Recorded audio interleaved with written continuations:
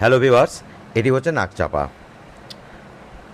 এর পাতাগুলো সাপের ফণার মতো, তাই একে নাকচাপা বলা হয়। তবে একে প্লুমেরিয়াও বলা হয়। ফুলগুলো বেশ কয়েকদিনই গাছে একই রকমভাবে থাকে। এর শাখা কাটিং থেকে খুব সহজেই আপনি চারা করতে পারেন। ছোট্ট একটা গ্রোয়িং ব্যাগে বসিয়ে দিলেই হবে। চাইলে আপনি বড় গ্রোয়িং ব্যাগেও বসাতে পারেন, তখন গাছটা দীর্ঘদিন থাকতে পারবে। তবে মনে রাখবেন, চারা গাছ অবশ্যই ছোটো পটে বসাবেন, তাড়াতাড়ি ফুল আসবে। বড় পটে বসালে একটু দেরিতে ফুল আসবে। দেখুন ছোটো পটে কত সুন্দর ফুল এসছে। এই গাছটি আমার বেশ কয়েক বছরের, প্রচুর ফুল দেয়, একই রকমভাবে থেকে যায়। এই গাছের প্রধান শত্রু হচ্ছে মিলিবাগ। মিলিবাগ হলে একতারা স্প্রে করবেন। গাছ অবশ্যই কিন্তু রোদে রাখবেন।